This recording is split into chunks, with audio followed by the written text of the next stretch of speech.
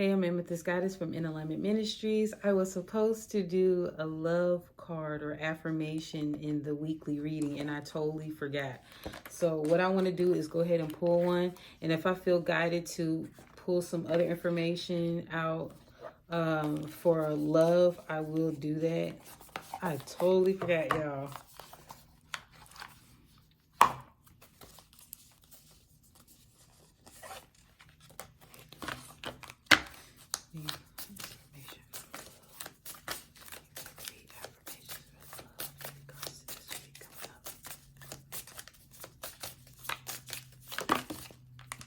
There's too many.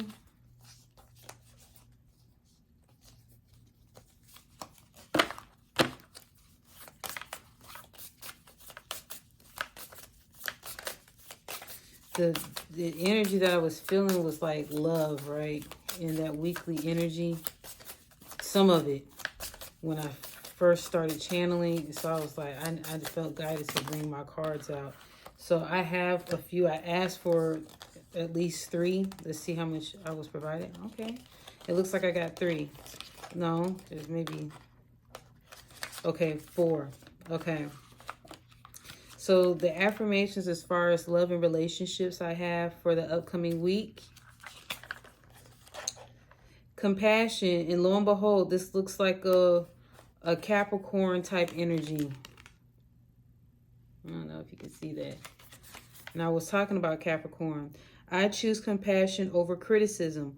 Walking a mile in other people's shoes reminds me they might be going through something tougher than I think. Like their shoes are too tight. Or they're the kind of shoes that are too casual to be dressy and too dressy to be casual. Basically, I have no idea what they're dealing with privately, so I'll cut them some slack and be thankful for the shoes I've been dealt.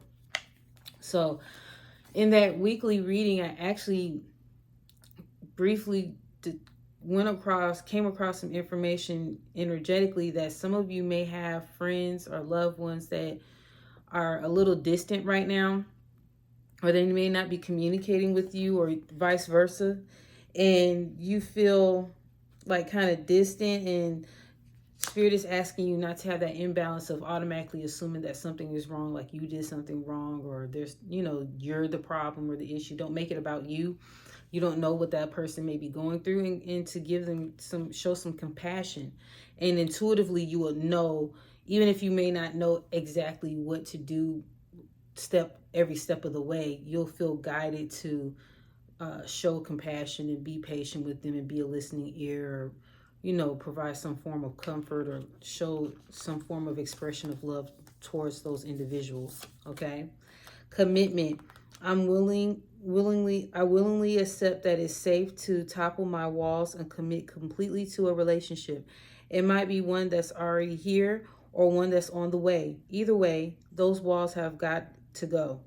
Without them, I can go further, feel freer, and love bigger than ever before. Bonus, no walls means I'll save a lot of money on picture frames. So I did mention this, that I sense that some of you may have some new connections coming your way for the upcoming week.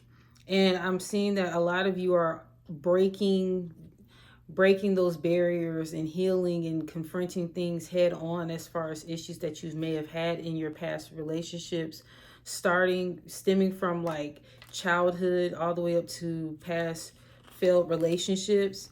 You're actually seeing it as not failures, but lessons that you can learn from, so that when you have a newer connection coming your way, that you'll be able to have a different perspective about it, okay? And you'll be more open to it. Boundless love. Today, I'll open my eyes a little wider and walk a little taller, noticing that the world around me is filled with tiny miracles. With this in mind, it's easy to fall in love over and over again with everything from honeybees to neon signs. And while I'm feeling this inspired and this love, everything else sort of falls into place. So some of you I've mentioned too, whether it was in this past weekly reading that I just did, or whether it was on the channeled messages as far as Aquarius season, I'm sensing a lot of you are realizing that love is abundant.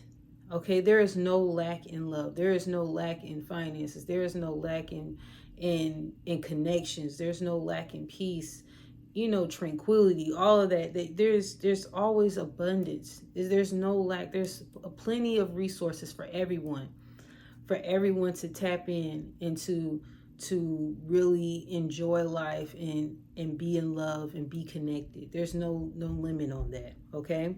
And lastly, celebration. When I come across people in happy, healthy relationships, I give jealousy the finger and celebrate their joy. When I do so, I'm rooting for the good guys, which means that I'm a good guy. And that means all of us win.